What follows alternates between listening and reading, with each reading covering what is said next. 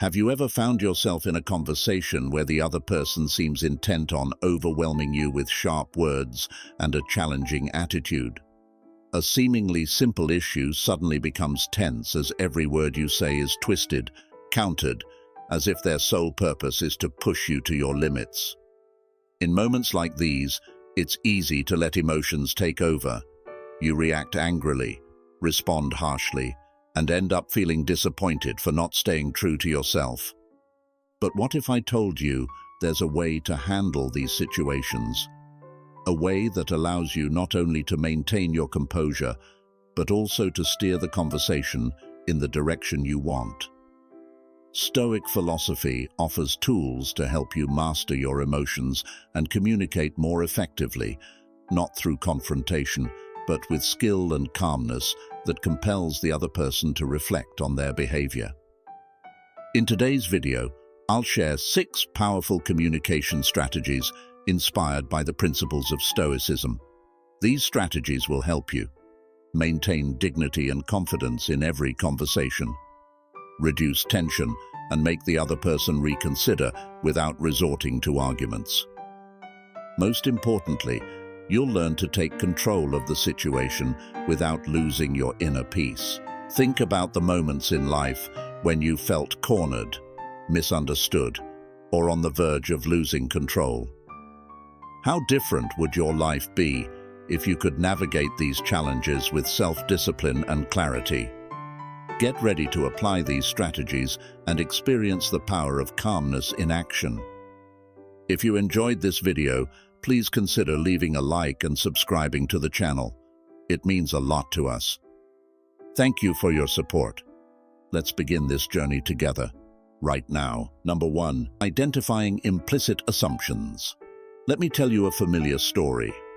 Once, during a team meeting, a colleague suddenly asked me, "So you're saying we should drop everything else and only focus on your idea?" That question made me feel immediately attacked.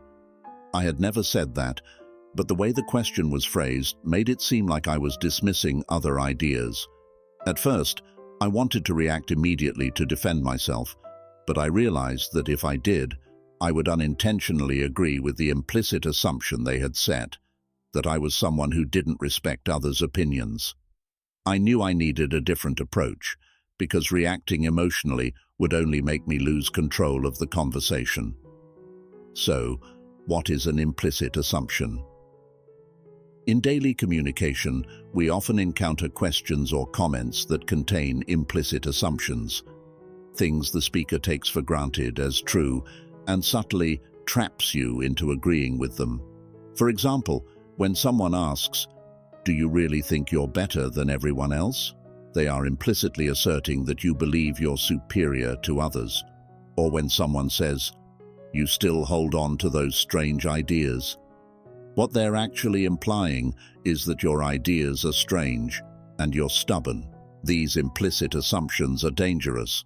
First, if you respond immediately without recognizing the hidden agenda behind the question, you can easily fall into a defensive position and unintentionally legitimize something you don't believe.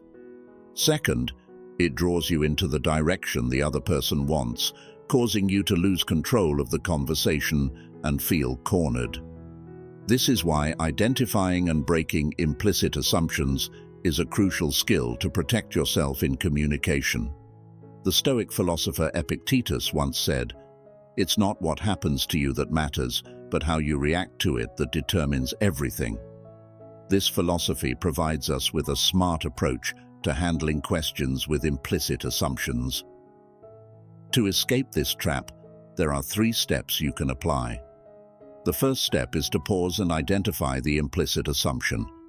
When you hear a question that makes you uncomfortable, don't answer immediately. Instead, pause for a moment and ask yourself, what is the implicit assumption in this question?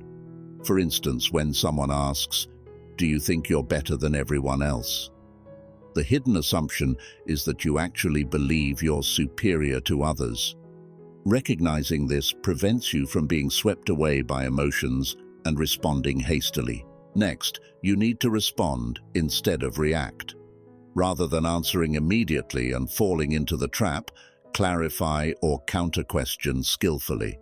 You could say, "I don't think I'm better than anyone. What makes you feel that way?" Or, "I'm curious. What do you think about this?" Asking a question back not only helps you break the implicit assumption, but also forces the other person to think more carefully about their question, reducing their aggression. Finally, steer the conversation in a positive direction.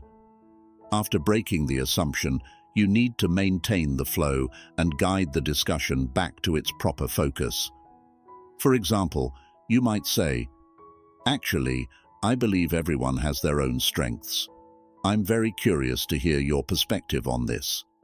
This approach not only removes the confrontational tone, but also demonstrates respect for the other person's opinion, maintaining balance in the conversation. The key thing to remember is you don't have to play by someone else's rules. When you identify and break implicit assumptions, you take back control. You remain calm, confident, and avoid being drawn into unnecessary arguments. This is the power of Stoic philosophy, and the best part is, recognizing implicit assumptions is not just a communication skill, but also a way to protect your dignity and values in every conversation.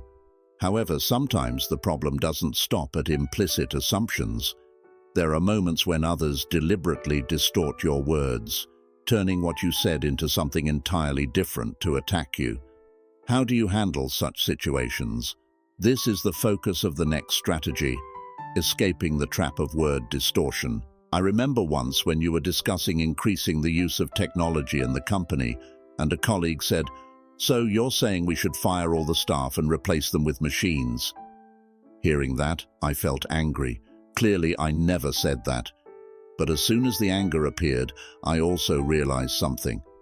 If I reacted immediately to deny it, I would fall into the trap they had set. By doing so, I would waste time explaining or even defending something I never said. This is precisely how the trap of word distortion works. They twist your idea into something extreme and easy to refute, leaving you passive and out of control. So, what is the trap of word distortion? This tactic is called the "so you're saying" trap. It occurs when the other person deliberately simplifies, exaggerates, or distorts your point of view to create a version that's easy to attack. Imagine an example. You say, "Hard work is an important part of success," and they immediately respond, "So you're saying hard work is everything, and luck or opportunity doesn't matter at all?" Clearly, they are distorting your original point. What's the danger here? If you don't recognize the trap, you can easily be drawn into defending a position you never made. You begin to defend yourself, and the conversation immediately shifts away from the actual issue you wanted to discuss. Instead of focusing on your original idea, you get dragged into a pointless argument, and as a result, you lose control of the situation. But Stoic philosophy teaches us we cannot control what others say, but we can always control how we respond to it. That's why dealing with the trap of word distortion isn't about trying to fix or immediately refute the distortion. It's about using calmness to redirect the conversation back to its true focus. First, recognize the trap and stay calm. When you hear someone start with, "So you're saying," you need to be immediately cautious. This is often a sign they are distorting or misinterpreting your point of view. Don't rush to react or feel offended. Instead, pause for a few seconds, take a deep breath, and remind yourself, I can control how I respond. Recognizing the trap and staying calm is the first step to regaining control. Next, respond to clarify your point. This doesn't mean you argue. It means you reject their distorted interpretation gently but firmly. You could say, "No, that's not what I meant. What I was saying is," or "I don't think that's an accurate interpretation of my point. What I meant is."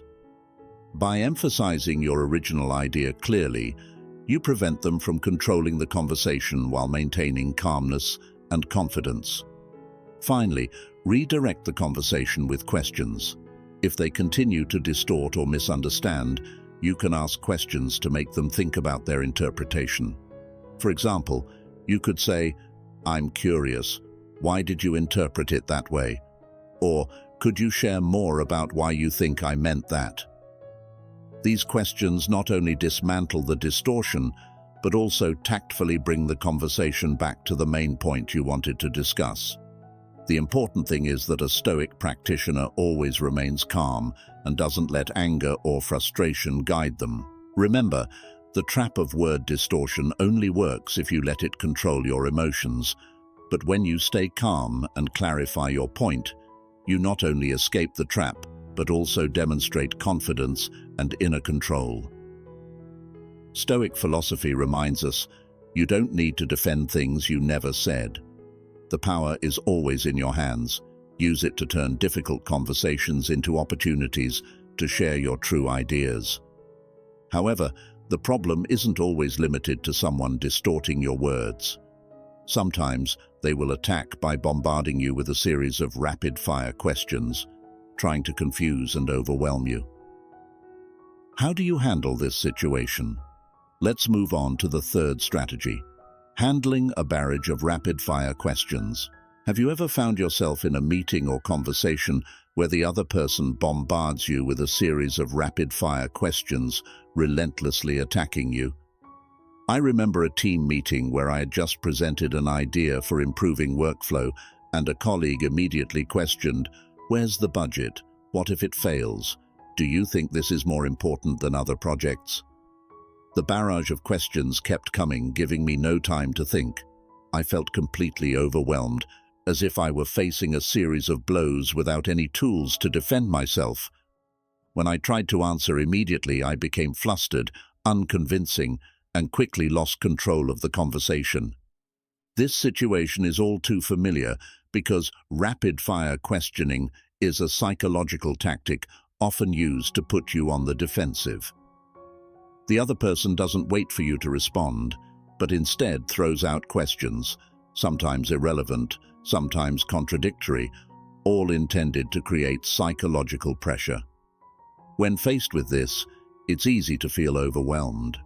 Your brain becomes overloaded with information, leading to distraction and mistakes. Worse yet, you get swept up in their pace, feeling as though you're being interrogated, losing your ability to steer the conversation. In such a state, it's easy to make mistakes, giving superficial answers, going off topic, or weakening your own arguments. However, Stoic philosophy teaches, if you are disturbed by external things, the problem lies not in them, but in your assessment of them, and this you have the power to control. This means you don't need to answer every question immediately. Instead, you can remain calm, take control of the situation, and address the questions systematically. Below are 3 steps to help you handle a barrage of rapid-fire questions without losing your composure or control. The first step is to stay calm and slow down the pace of the conversation. When faced with a flood of questions, don't rush to answer immediately. Instead, take a moment to control your emotions. Remind yourself, I don't have to answer everything right now. This brief pause not only reduces stress, but also demonstrates confidence. You could say, "That's a good question. Let me take a moment to think," or simply nod thoughtfully to show you're carefully considering their points. This short pause is enough to regain balance and give you time to organize your thoughts. Once calm, the next step is to break down the questions and address them one at a time systematically. Don't try to answer all the questions at once, as that will only add to the confusion. Instead, pick a specific question to address first, then move on to the next. For example, if someone asks, "Where's the budget? What if it fails? Is this more important than other priorities?" You could respond, "Let's talk about the budget first. I think we can consider reallocating funds from lower priority projects. After that, we can discuss the risks and the project's priority level." By tackling each issue clearly, you regain control of the conversation rather than letting the other person dictate the pace. The final step is to ask questions in return to clarify the other person's intent. If you sense they are deliberately applying pressure by posing numerous scattered questions, you can redirect the conversation by asking questions of your own to focus their concerns. For example, you could say, "Are you most concerned about the budget or the project's priority?" Or, "What do you think is the most critical factor for us to make a decision?" These questions not only make the other person pause and think, but also allow you to shape the conversation and steer it back to the central topic. The key is to avoid letting your emotions take over. Staying calm is how you demonstrate self-control and professionalism. Rapid-fire questions can only overwhelm you if you let them. But when you remain calm, address each question systematically, and refuse to let emotions take control, you not only overcome the challenge, but also showcase your confidence and leadership. As Marcus Aurelius once said, "The power lies not in external events, but in how you choose to respond." Remember, the power doesn't lie in the number of questions they ask. It lies in how you choose to answer. But sometimes, the problem isn't just about the volume of questions or the pressure they create. There are moments when the other person attacks by completely distorting your arguments. How can you maintain honesty and avoid falling into the trap of a strawman argument? Let's explore the next strategy: honoring the truth and avoiding strawman arguments. Imagine you're at a family holiday gathering and a relative suddenly says, "Why do you always think you're better than everyone here?" Such a statement doesn't just make you uncomfortable, it completely distorts your thoughts and intentions. It provokes an immediate reaction. "I've never said that." But pause and think, because if you respond that way, you've fallen into the strawman trap. What is a strawman argument? It's when someone deliberately distorts or exaggerates your opinion, creating an easily attackable version of it, and then targets that version instead of what you actually said. Let's see how it works. You might say, "The team needs more time to complete the project." They respond with, "So, you're saying the team is inefficient?" Or you suggest, "We need additional resources for this project," and they immediately twist it into, "So you think we're incompetent?" Do you see? A strawman argument doesn't just irritate, it forces you to defend something you never said, putting you on the defensive and steering the conversation away from its original focus. That's why strawman arguments are so dangerous. They don't just make you lose control, but also lead to unnecessary disputes. However, Stoic philosophy teaches us, focus on the truth and don't waste time on nonsense. So how can you avoid falling into this trap? First, always remain calm. When someone distorts your words, the first thing you need to remind yourself is, they're attacking something I didn't say, not me. Don't feel offended or pressured to react immediately. Take a moment, breathe deeply, and prepare to respond with a composed tone. Next, clarify and bring the discussion back to its proper focus. For example, if they say, "So you're saying the team is inefficient?" Instead of arguing, you could reply, "No, what I'm saying is the team needs more time to complete the work effectively." This kind of response not only clarifies your point, but also prevents the other person from continuing to twist your words. You don't need to argue aggressively or react emotionally. Simply and calmly redirect the conversation. Finally, ask questions that make the other person reflect on their distortion of your words. One effective approach is to ask, "What about what I said made you feel that way?" Or, "Can you explain how you interpreted my point?" This not only helps you control the conversation, but also forces them to reconsider how they've misrepresented your words. Let's look at a real-world example. Suppose you're discussing a project with a colleague and you say, "I think the team needs more resources to complete this project successfully." Your colleague immediately responds, "So you're saying the team isn't doing a good job now?" Instead of reacting defensively, you can calmly reply, "No, what I mean is that with additional resources, the team could achieve even better and faster results. What's your take on this?" This response not only dismantles the strawman argument, but also maintains your calm and confidence, even turning the conversation into a constructive discussion. The most important thing to remember is that when someone distorts your words, you don't have to defend something you never said. By focusing on the truth and clarifying your point, the strawman argument collapses on its own. Stay calm, stay honest, and stay committed to the truth. As Marcus Aurelius once said, "Truth needs no defense. When you focus on what's right, all false arguments will fade away." And remember, this approach not only preserves your dignity, but also positions you as the one leading the conversation. However, sometimes the truth alone isn't enough to convey your message persuasively. To truly make an impact, you need to use a more powerful tool, imagery and metaphors. This is the focus of the next strategy, using imagery to convey your message. Think about a tense conversation you've had in the past. You tried to explain your point clearly and provided logical reasoning, but the other person still disagreed. Or worse, they didn't seem to understand what you were trying to say. In those moments, words seem powerless because reason alone doesn't always reach emotion. This is when you need a different approach, using imagery and metaphors. Imagery has a unique power. It doesn't just clarify your message, but helps the listener see what you mean, feel your idea in their own way, and sometimes even come to understand your reasoning without needing further argument. Stoic philosophy emphasizes, truth should not be imposed, but guided so others can perceive it themselves.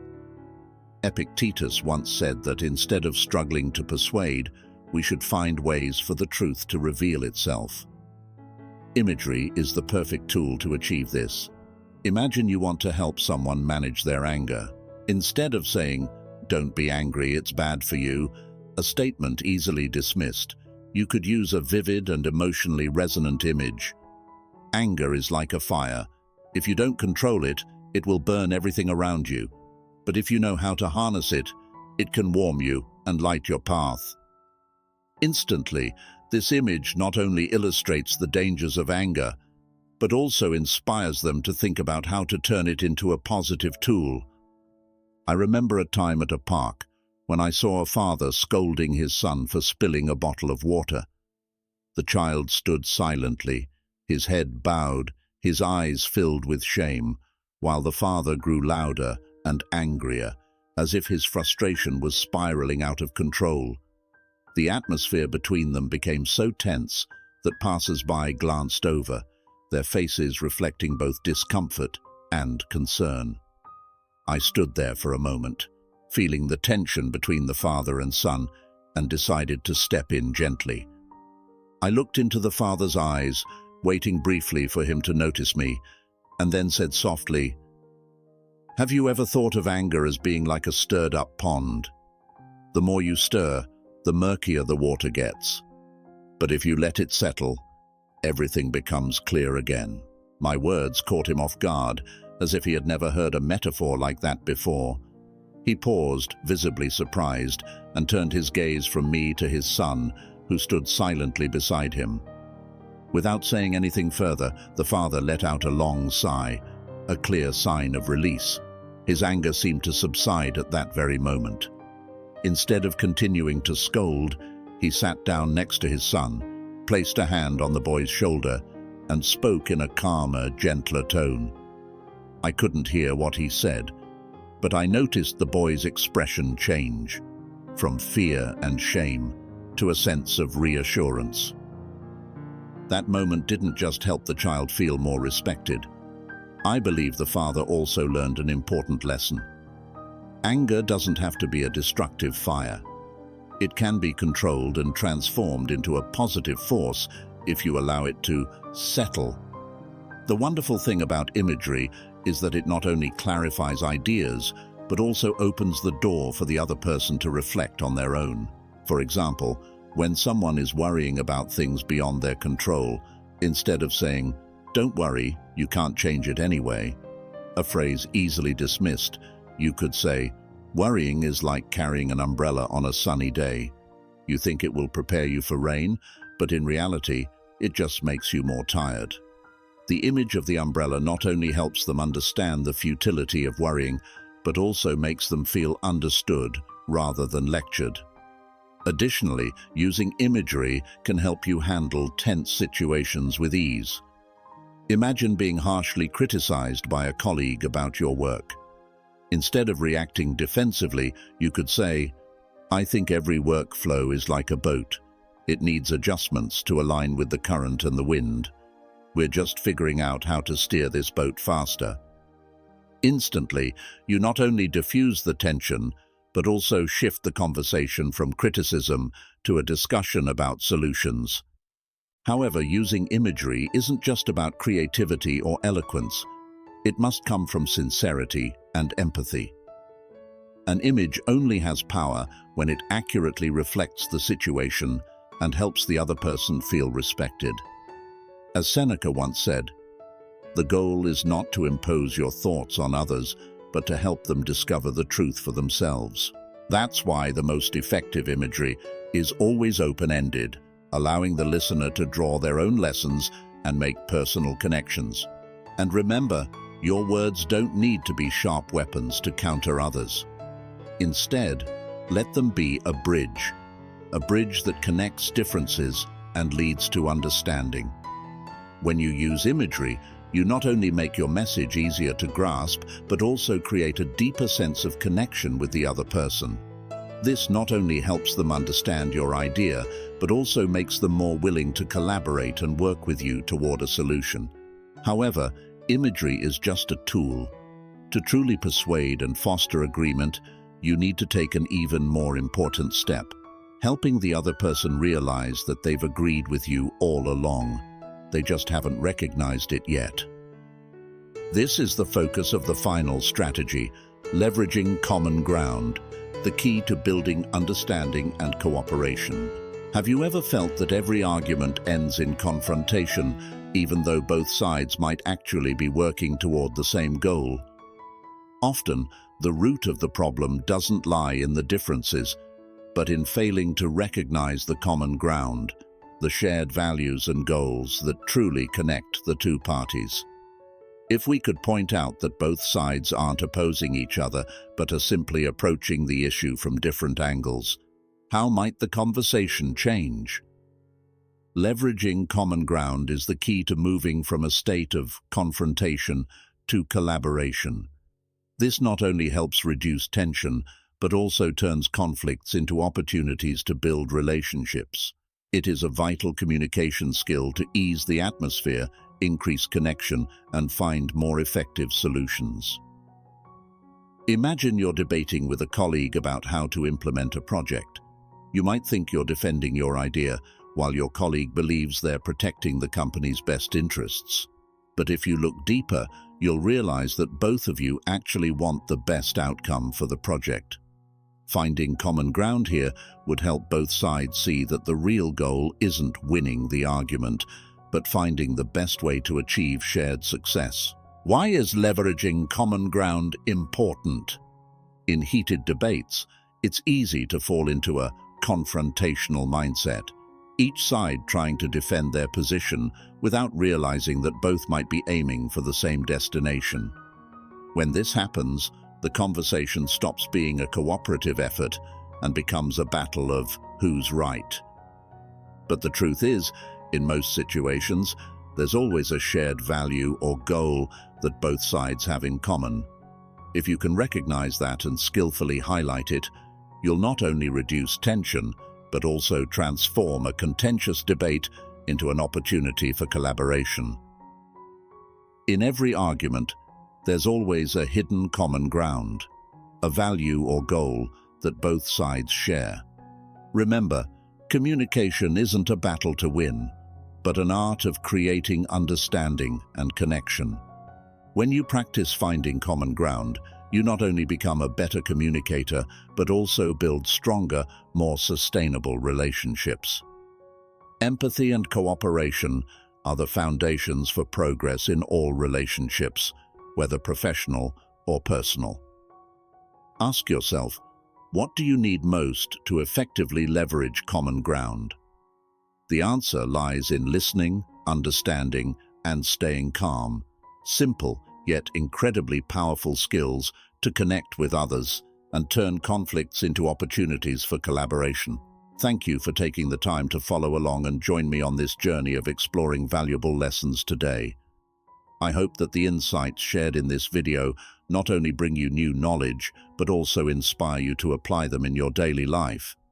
If you found this video helpful, please like and share it with those who might benefit from it. Don't forget to subscribe and hit the notification bell so you won't miss out on upcoming meaningful and engaging content. We're all on a journey to become better versions of ourselves, stronger, calmer, and more understanding. Once again, thank you for being here. I wish you peace and confidence in every step you take. See you in the next video.